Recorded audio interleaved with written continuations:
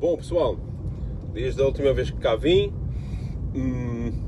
passaram-se alguns temas importantes na cena política internacional, o principal dos quais foi o bombardeamento da faixa de Gaza, tudo aquilo que precedeu, toda aquela história que eu prometo vir aqui falar em algum momento, porque é um tema importante e que não está parado. Eu acredito que aqui este mais do que um cessar-fogo, é uma trégua. Vamos ver quando é que se reacende e que consequências é que trapa para os países vizinhos também. O problema ali é que aquilo é tudo muito junto, Líbano e Síria principalmente. Vamos ver, vou voltar. Há algumas novidades nesse tema, mas agora o foco da atenção nos últimos 2-3 dias tem sido o tema da Bielorrússia. O que é que eu acho? Que se realmente é como a imprensa ocidental está veiculando esta ideia, então seria uma coisa inadmissível, porque não se pode suster uma situação daquilo que seria praticamente um sequestro de um avião.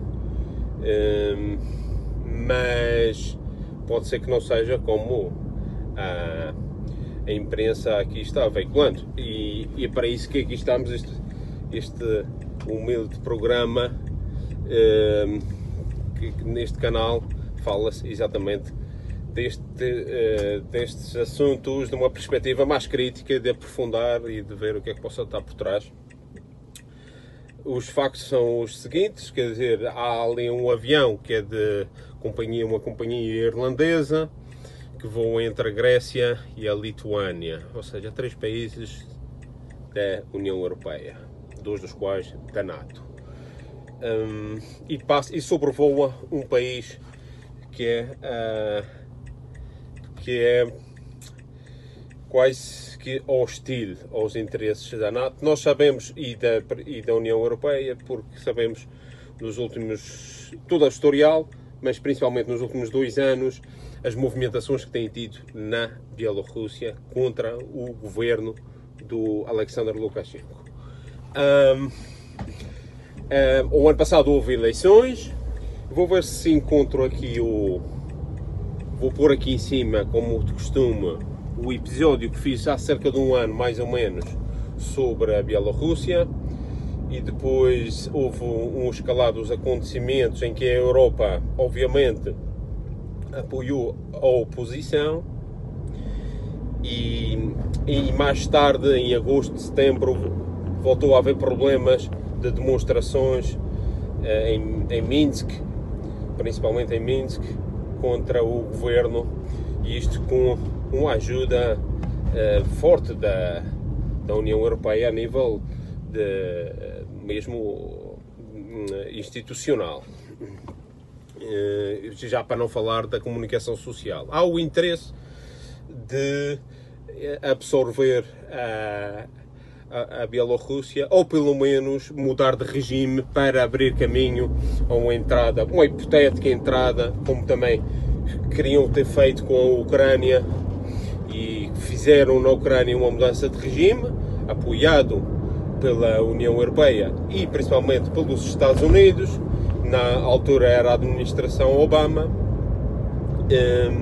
e já se passaram 7 anos e não se vê nenhuma melhoria no país que desse os parâmetros mínimos para uma entrada na União Europeia. Ou seja, seria hoje em dia um encargo tão grande que ninguém pensa nem em entrar na União Europeia nem na NATO. Mas o problema é que ali, nesta zona da fronteira da Rússia, está-se jogando muito em relação à geopolítica. Nestas coisas não se pode perder a perspectiva da big picture, como diziam os americanos, a fotografia, o grande enquadramento da coisa, para não perder daqui o que é realmente o que está ali a jogar. Bom, houve um avião que foi desviado quando já estava quase a entrar em espaço aéreo lituano, ou seja, já no espaço aéreo do país de destino, que seria Vilnius, o aeroporto de Vilnius, a capital, e quando já está quase entrando, recebe uma informação da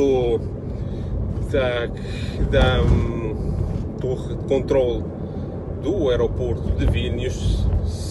Se bem que fiquei elucidado das informações que são muito nebulosas também, as informações que nos dão nos meios de comunicação social. Eu estive a tentar averiguar um pouco mais, e então há uma comunicação, essa sim que eu estive a ler, a comunicação entre a torre de controle e o piloto do avião, em que diz: olha, há uma bomba no vosso avião que vai explodir quando vocês entrarem no território da Lituânia. Esta é a informação que temos. Isto é uma comunicação que está na página do Ministério dos Transportes da Bielorrússia. Está em inglês. Vou ver se encontro, vou pôr o link aqui em baixo. E então o capitão dá por verdadeira esta informação e volta para trás, faz um desvio e aterra em Minsk, na capital da Bielorrússia. Depois das autoridades bielorrussas terem esvaziado o avião e procurado por artefactos, alguma coisa que corroborasse a ideia de que ia haver um atentado, não encontram nada, mas encontram um passageiro. Quando fazem a vistoria dos passageiros, que é um opositor daquelas revoluções que tiveram lugar o ano passado, depois das eleições que o Lukashenko ganhou com 80%, diz ele, coisa que eu também desconfio, não acredito que ele tivesse ganho com 80%, mas acredito que ele tivesse ganho, apesar da União Europeia querer não reconhecer as eleições. Eu não sei o que é que a União Europeia quer, porque ele ali vai ganhar as eleições, porque a oposição não tem a força para lhe tirar do poder. Mas bom, isto são todos factores que há que ter em conta para aquilo que se passou. Por outro lado, então, as autoridades de Bielorrússia prendem este fulano, um tipo que tem 26 anos de idade, não me lembro o nome dele agora, é Roman, não sei, o apelido não me lembro. É um tipo que gera uma página, que é a tal Nexta, que apela à rebelião civil contra as autoridades e até mesmo faz apologia de matar polícias e tal. Por menos do que isto, temos gente presa em Espanha, por exemplo. E então ele está acusado de terrorismo e vai ser preso. Bom, o método em que até que eles lá chegam é através deste desvio do avião. Se é realmente o desvio do avião foi para isto, é inaceitável. Digo desde já. Não posso estar a favor destes métodos. Se fosse qualquer casualidade, que é difícil de acreditar, pois, claro, o país não tem nada que agora devolvê-lo ou deixá-lo livre. Pois claro que não, que é isso que a União Europeia agora exige. E aqui está o problema. A União Europeia julga-se na superioridade moral de exigir que se solte Navalny, que se solte, era o Khodorkovsky há uns anos atrás, que tinha fugido da Rússia, que se solte agora este, quando estes têm problemas com a justiça nos seus países, coisa que jamais aceitariam em caso contrário. Isto é como se agora o Lukashenko exigisse que se soltasse os catalães que estão presos em Madrid. Pronto, o Lukashenko, e vocês riem-se, porque o Lukashenko não tem o poder, mas que se o Putin desse com o punho na mesa e dissesse: acabou-se a brincadeira, vocês que soltem imediatamente os catalães que estão presos.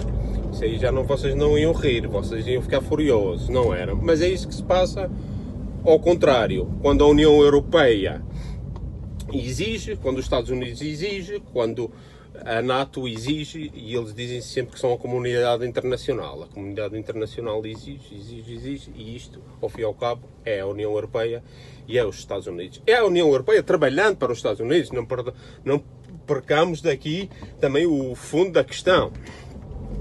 E depois vêm sempre buscar estas coisas, que é opositores, jovens, liberais, bloggers, que caem bem à sociedade, à classe média burguesa europeia. Estas coisas do sonho do empreendedor, que é jovem, que tem altos ideais. Já vimos isto com o Navalny, vimos o ano passado com a Svetlana, que vão-me desculpar que eu não consigo me lembrar do nome, porque o nome dela é muito difícil de pronunciar. A tal Svetlana, que dizia que tinha ganho as eleições. Já aconteceu na Venezuela com o Guaidó, é sempre o mesmo padrão. Vão buscar uns miúdos novos para dar aquela ideia de um pouco romântica de mudar as coisas, jovens, ar fresco, para tirar o legado de ditaduras de velhos. É mais ou menos é sempre o mesmo padrão. E então agora a União Europeia vem exigir, e a NATO veio exigir, hoje o Stoltenberg saiu já a exigir que se liberte este Roman, e parece que é como se houvesse já um guião escrito, que as coisas já estivessem preparadas para quando isto sucedesse. Se não sucedesse agora, sucedia de outra forma. Este miúdo, o Roman, é o desgraçado que foi escolhido pela União Europeia para pagar as favas. Ele não tem escolha. Esta Svetlana, o ano passado, que tinha perdido as eleições, ainda fez um bocadinho de barulho. Depois disse que não, desistiu porque aquilo não é brincadeira. Quer dizer, eu reconheço que a coisa, nem não tenho aqui especial simpatia por ninguém, nem por Lukashenko, nem por outros. Ou seja, eu tenho noção de que na Bielorrússia não é uma democracia, pelo menos com os parâmetros que temos aqui na Europa. Eu sei que aqui na Europa há demonstrações que podem acabar muito mal, podem acabar com cargas policiais, já houve pessoas feridas gravemente por polícia, por brutalidade policial, podes ter o teu nome queimado e com o cadastro por não teres feito nada. Mas quer dizer, tortura, pode ser que haja alguns casos. Espanha, por exemplo, há acusações desse género, mas não há desaparecimentos. Quer dizer, tu não és um opositor e desapareces. Isto não quer dizer que no futuro não venha a ser assim na Europa também. Como as coisas vão num sentido cada vez menos democrático. Mas na Bielorrússia há casos de brutalidade policial que nós não admitiríamos. E desaparecimentos, coisas muito estranhas, tortura com certeza. Portanto, aqui tenho noção um pouco como são as coisas. E por causa disso mesmo, esta Svetlana, o ano passado, acabou por desistir e dizer: olha pá, não quero mais problemas, foi-se embora para a Lituânia, a vizinha Lituânia. Desde a vizinha Lituânia, ela ainda caiu nesta coisa da União Europeia e ainda fez apelos à revolta e à desobediência civil desde fora. E a partir daí teve um mandato de captura pelas autoridades de Minsk. Mas depois desapareceu. Então o que é que a União Europeia necessitava? E a oposição? Quando digo União Europeia, digo que a União Europeia está fazendo aqui o trabalho sujo daquilo que os Estados Unidos e a NATO querem para os seus planos do leste da Europa. E aqui, parafraseando um pouco o artigo do Peter Eisenko, que eu vou pôr aqui, que foi publicado na nossa página do Geopol, quando desapareceu a Svetlana,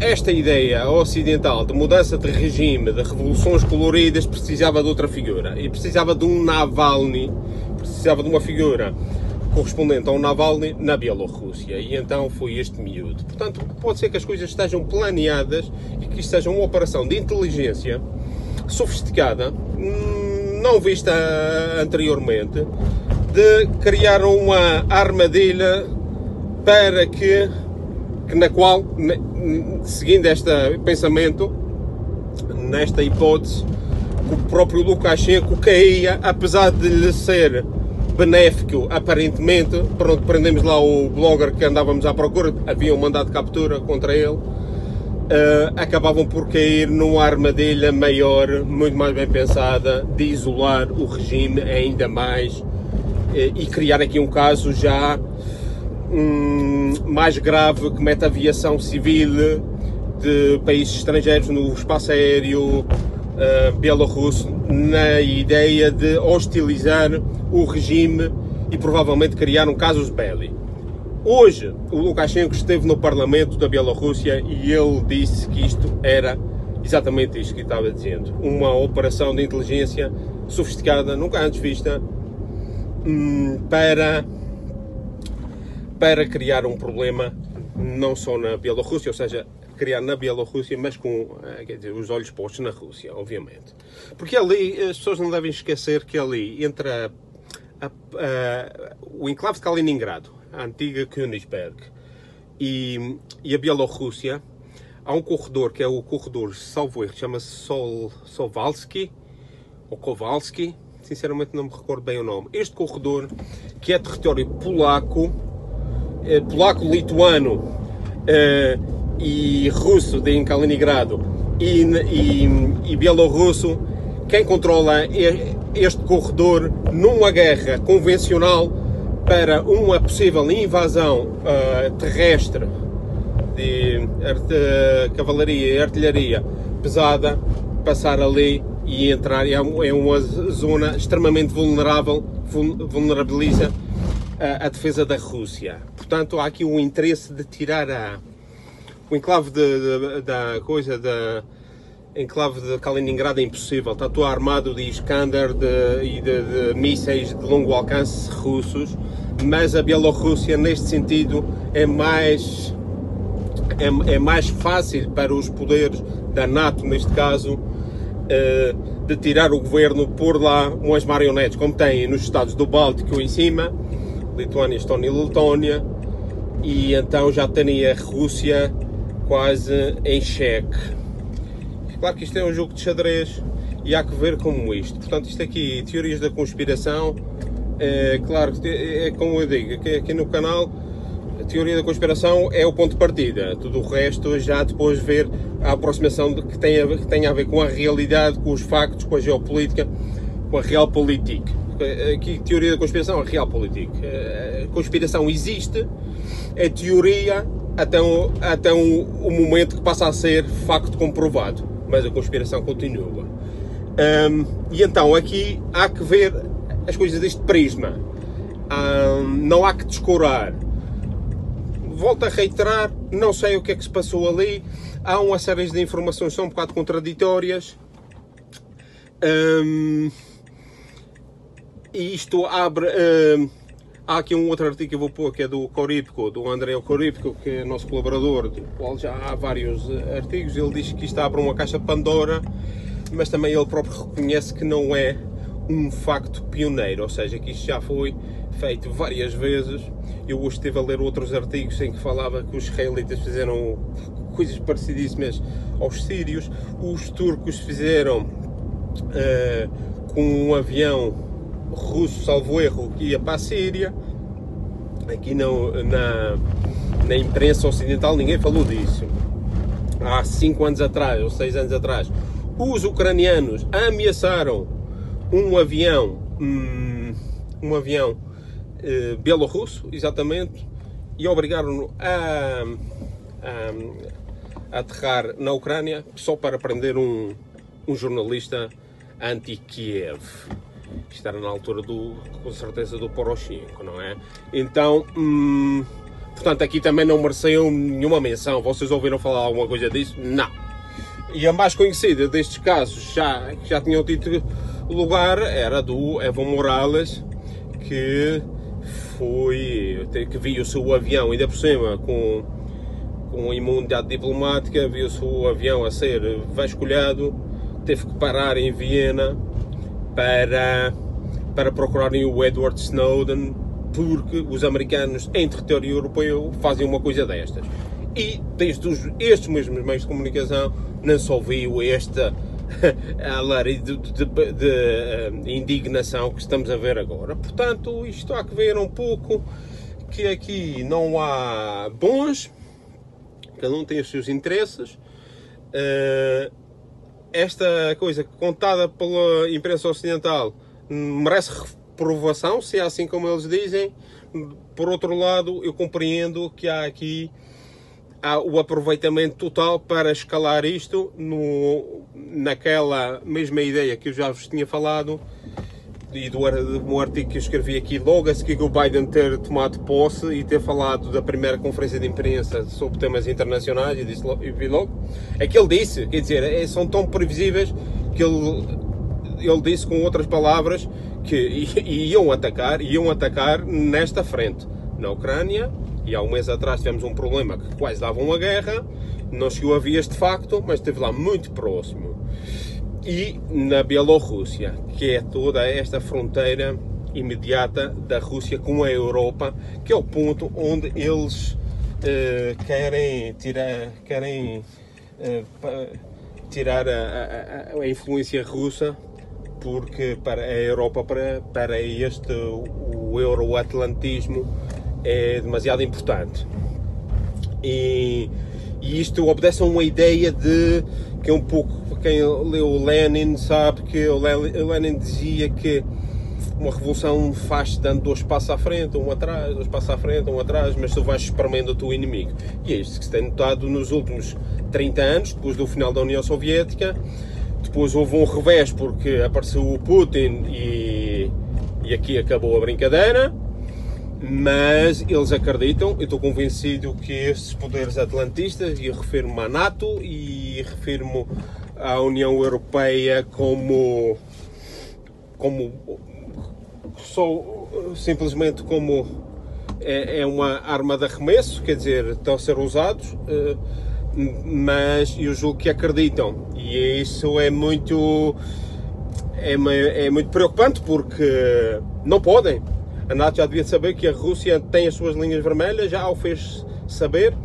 No meio disto tudo, anterior a esta história do avião, houve aquele encontro à margem da reunião do Ártico entre o Lavrov e o Blinken. É um passo positivo, só que isto é tudo muito... O Lavrov disse que foi muito bom, foi positivo, o encontro, o Blinken também mais ou menos a mesma coisa, mas a reunião agora foi finalmente marcada entre o Putin e o Biden para daqui a 3 semanas, sensivelmente, em Genebra, na Suíça. Mas aí então é que vão falar, porque vão falar de tudo o que há de desavenças entre eles. E isso vai ficar para então. Já se sabe que este tema da Bielorrússia vai ser um deles, e o da Ucrânia também. Era bom que o Biden, daquele lado do Atlântico, metessem na cabeça de que isto não é o espaço deles, que isto é a Europa, que isto é nosso, que isto é dos europeus, e que, em todo o caso, a Europa e a Rússia, como país europeu, vão ter que sanar entre si as suas áreas de influência, e que não queremos aqui influência externa que não tem sido proveitosa para nós, para ninguém. E isso seria bastante bom, mas provavelmente em contrapartida eles quisessem toda a América, ou seja, a doutrina Monroe, que isso também é complicado para nós que somos portugueses e para os espanhóis e para uma série de outras questões. Mas isso fica para outra vez. Isto já vai bastante longo, isto foi um bocado mais longo hoje. Vou tentar voltar aqui com o tema da Israel e da Gaza. Bom, até à próxima.